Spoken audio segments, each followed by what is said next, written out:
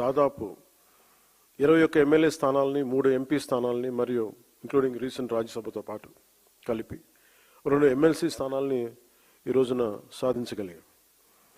1,00,000 మంది సభ్యత్వంతో ప్రారంభమైన ఈ పార్టీ ఈరోజు ఆంధ్రప్రదేశ్లోనే కాకుండా తెలంగాణతో కలిపి 20 లక్షల పైగా సభ్యత్వాలను చేరుకుంది. ఇటీవల కాలంలో పార్టీ వైపు ప్రజల నుండి, మిగతా రాష్ట్రాల నుండి, ప్రాంతాల నుండి ఈ భావజాలానికి ఆకర్షితులై, ఈ పోరాట పటిమకు ఆకర్షితులై కర్ణాటక నుండి వచ్చిన కొన్ని వేల మంది కావచ్చు, కేరళ, తమిళనాడు నుండి వచ్చిన కొన్ని వందల మంది కావచ్చు. మనం నమ్ముతున్న సిద్ధాంతం బలపడుతోంది. అది దేశంలోని వివిధ ప్రాంతాల ప్రజలను కలుపుతుంది అనడానికి ఇదే చిన్న నిదర్శనం. భిన్న ప్రాంతాల నుండి వచ్చిన ఈ అనుసంధానాన్ని చూడటం నిజంగా నాకు చాలా ఆనందం కలిగించింది. ఇలా జరుగుతుందని పార్టీ పెట్టినప్పుడు కూడా నేను ఊహించలేదు.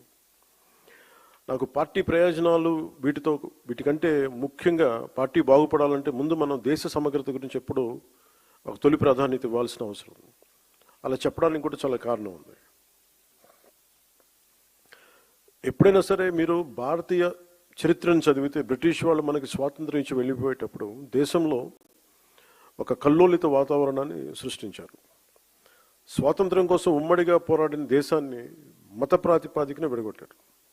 దేశవ్యాప్తంగా ఉన్న ప్రతి రాజ్య సంస్థానాల్లో అనేక సమస్యలను సృష్టించారు.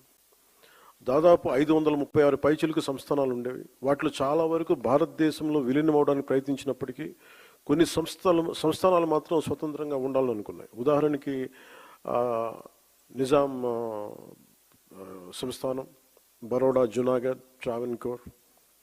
కానీ సర్దార్ వల్లభాయ్ పటేల్ గారి నాయకత్వంలో మనం ఈ దేశాన్ని ఏకం చేసాం. ఆ స్ఫూర్తి ఇప్పటికీనే కొనసాగుతుంది.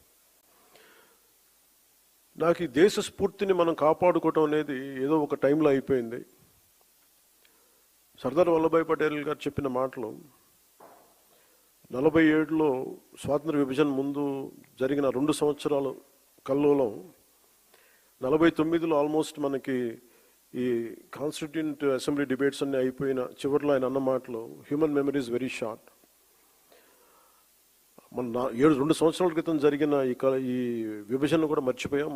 అందువల్ల ఇది ప్రతి ఒక్కళ్ళు గుర్తుపెట్టుకోవాల్సింది అనేది ఆయన చాలా వేదంతో చెప్పారు. అది సో ఆ మాటల్ని నేను చాలా ఇన్స్పైర్ చేసినాయి నాకు. అంటే ఈ దేశ స్ఫూర్తిని కాపాడుకోవటం అనేది ఒక రోజుతో అయిపోయే పని కాదు. ప్రతి తరం కూడా దాన్ని ముందుకు తీసుకెళ్ళాలి. వారే దానికి మార్గదర్శకులు కావాలి. సమకాలీన రాజకీయాల్లో ఎవరైతే అధికారం కోసం ఆశపడి ఈ సూత్రాన్ని విస్మరిస్తారో వారు తమ స్వల్పకాలిక రాజకీయ ప్రయోజనాల కోసం ప్రజల మధ్య, ప్రాంతాల మధ్య విభజనను సృష్టించి దేశ సమగ్రతని ప్రమాదంలో పడేస్తున్నారు. అనేక మార్లు చెప్పాను. 2014లో కాంగ్రెస్ పార్టీ ఆంధ్రప్రదేశ్ రాష్ట్రాన్ని విభజించిన తీరు మీద మనం ఆవేదన వెలిబుచ్చాం తప్ప ఎక్కడ తెలంగాణ రాష్ట్ర విభజనని జనసేన ఏ రోజు కూడా దాన్ని అడ్డు చెప్పలేదు. ఇది 2009 నుంచి నేను రిపీటెడ్గా చెప్తున్నా. This is my commitment and also Janasena's commitment for betterment of Telangana, for the statehood of Telangana.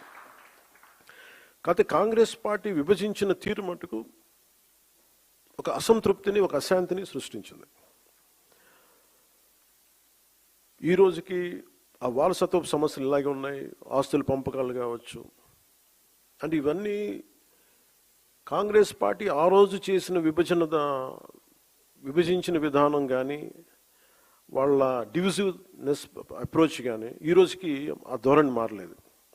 దానికి ఉదాహరణ ఇటీవల తెలంగాణలో జనసేన సభని అనుమతులు ఇవ్వకుండా అడ్డుకోవడం.